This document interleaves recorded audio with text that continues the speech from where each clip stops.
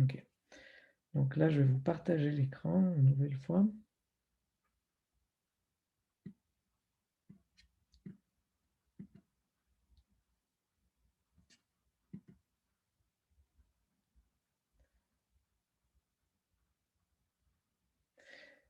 C'est bon pour l'écran? Vous voyez le diaporama? Oui. Oui, c'est bon. Parfait. Donc, là, on va essayer de faire ça ensemble. Alors, on va rentrer dans la boucle for. On va faire le rôle de la machine. Donc, on rentre avec d'abord j égale à 1. Donc, on va noter les valeurs des différents vecteurs ici. On va les effacer au fur et à mesure si besoin. Donc là, au départ, j est égal à 1. D'accord? Donc, V1 est égal à A1. Ce qui est égal à, là je note en ligne, mais c'est un vecteur colonne, c'est 2,2,0. On est d'accord? Ici, on essaie de rentrer dans cette boucle for. On dit pour i allant de 1 jusqu'à j-1, qui est égal à 0 en fait, pour i allant de 1 jusqu'à 0, faire ça. Donc en fait, on ne va jamais rentrer dans la boucle. Ok, donc on saute ces deux étapes-là et on arrive ici. Et donc là, on va calculer le coefficient R11. Le coefficient R11, c'est tout simplement la norme de V1. D'accord? Je vais noter norme de V1, qui est égale, en gros, à la norme de A1. Est-ce que quelqu'un peut me donner la norme de A1? Ou au moins, comment est-ce qu'on la calcule? Moi, Et la j'ai racine. deux racines de 2. Mais vas-y. D'accord, donc pour faire ça, peut-être on peut regarder ensemble. Donc on fait racine carrée de 2, voilà, 2 au carré plus, pardon, 2 au carré plus 2 au carré. Ce qui nous donne, comme vous dites, 2 SQRT de 2. D'accord? Et donc, ce terme-là, 2 racine carrée de 2,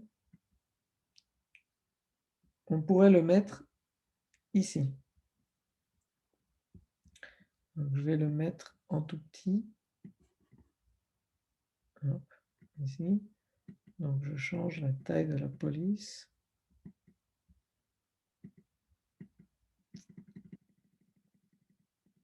Voilà, tout petit. Hop. Donc là, c'est 2. Ouais, c'est ça. 2 SQRT de 2. Voilà. Donc, tout ce petit truc-là, on l'a mis ici. Très bien. On n'a pas encore fini notre première itération. Donc, là, on a fait ça. Et maintenant, on dit que Q1 sera tout simplement égal à V1 divisé par R11. V1, on a dit que c'est égal à A1. Ça n'a pas changé. Donc, on dit que c'est A1 divisé par 2. Je peux mettre la parenthèse 2 SQRT de 2. Et ça peut être égal à combien?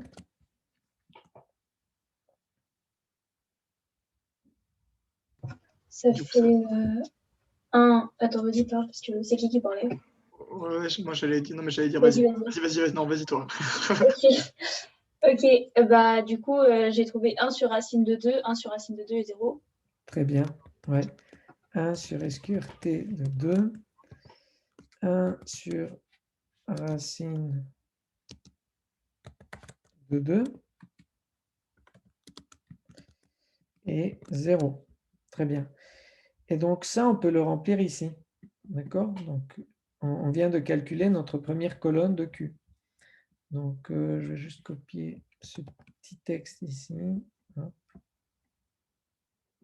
Donc là, on a dit que ça va être 1 sur ça. La même chose ici, donc je copie et je colle. Et ici, on a dit, pour le dernier élément, 1, 0. Tac. C'est bon pour cette première série de calculs, donc la première itération de la première boucle for. C'est bon? Oui. Parfait. Donc là, on va maintenant passer à la deuxième itération. Mais je vais juste agrandir le texte. Voilà. Tac. OK. Donc la deuxième itération, on va la faire ensemble. Est-ce que quelqu'un veut commencer? Donc V2 est égal à 1, 1, 1. donc Ah, ici J est égal à 2, donc au départ à A2. On est d'accord? Et donc c'est 1, 1, 1, comme vous dites. Parfait. Attendez, je vais juste déplacer ça ici. OK. Donc, on a, voilà, on a fait notre première étape. Ensuite, ici, est-ce qu'on va rentrer dans la boucle for cette fois-ci? oui. Oui, on va faire ça une seule fois.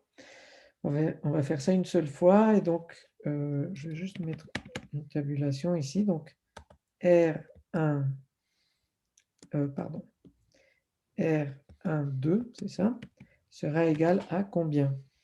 C'est le produit scalaire entre Q1 transposé et A2. Pardon, A2. Et ça, c'est égal à combien? Est-ce que quelqu'un peut me dire en termes numériques ce que ça va nous donner? Ça fait SQRT de 2. D'accord, donc... Ah, ça fait 1 sur racine de 2 ouais, plus 1 sur racine de 2. très bien. Ce qui fait 2 sur racine de 2 ou racine de 2. Très bien. 2 sur racine de 2, ce qui est égal à racine de 2. Excellent. D'accord, donc on a fait cette ligne-là. On va pouvoir d'ailleurs, on va le faire tout de suite. On va remplir l'élément qui est à la première ligne, deuxième colonne, qui est juste là. Et on va donc remplir ça avec SQRT de 2. Hop, on repasse ici. Et on dit que maintenant, on va dire que V2 est égal à V2. Donc au départ, V2 vaut A2. Donc, je vais juste noter les valeurs ici. Moins R12 qu'on vient de calculer, qui est donc SQRT de 2 fois Q1. Q1, on a dit que ça vaut 1 sur SQRT de 2, 1 sur SQRT de 2, 0. On est d'accord? Et donc ça nous donne combien? Ça nous donne le vecteur 0, 0, 1. 0, 0, 1. Tout à fait. Donc là, on va tout simplement remplir... Ah non, pas tout de suite. J'ai rien dit. J'ai rien dit. OK, donc là, on a calculé V2. On passe maintenant ici.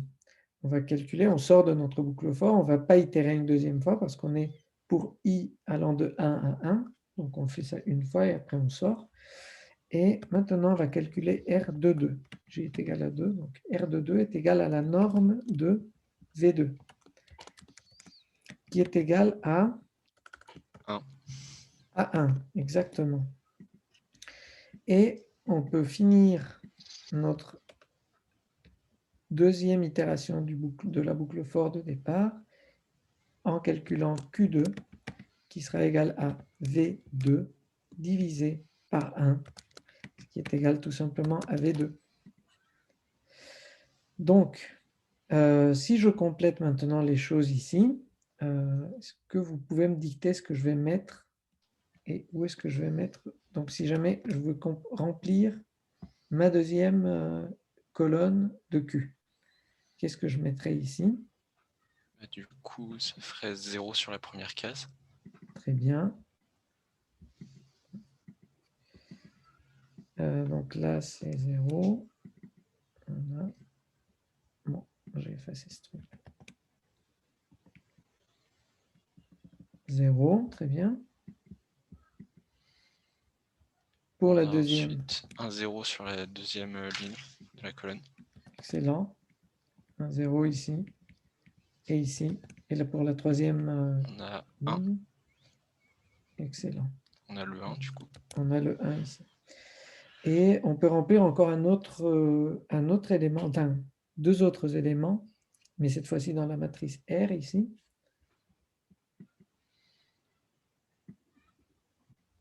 Qu'est-ce qu'on pourrait remplir qu'on n'a pas encore rempli?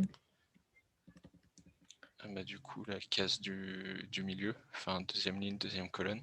Exactement, R de 2 qui est égal à 1. Très bien. Et on peut encore remplir... Ah non, on peut... Est-ce qu'on a tout rempli? On a tout rempli. On a rempli R1,2, R2,2. Très bien. D'accord. Donc là, on avait dit, là, on peut remplir, on va remplir en plus d'autres trucs de manière immédiate. On avait dit que notre matrice R était une matrice triangulaire supérieure. Donc, on va remplir avec des zéros les trois éléments inférieurs ici. Voilà. Donc, on a en plus ces trois zéros-là. OK, donc on a fini notre deuxième passage sur cette boucle for et on va lancer la même chose sur... On va faire le troisième passage. D'accord? Je vais juste mettre un bout de texte ici. Je vais effacer le contenu. Si j'y arrive. Hop, voilà. D'accord. Est-ce que quelqu'un veut m'aider à faire le troisième passage de la boucle for?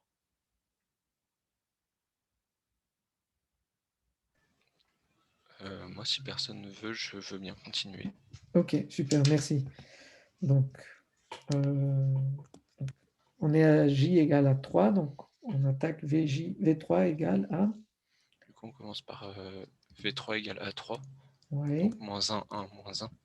moins 1, 1, moins 1. Pardon, moins 1, très bien.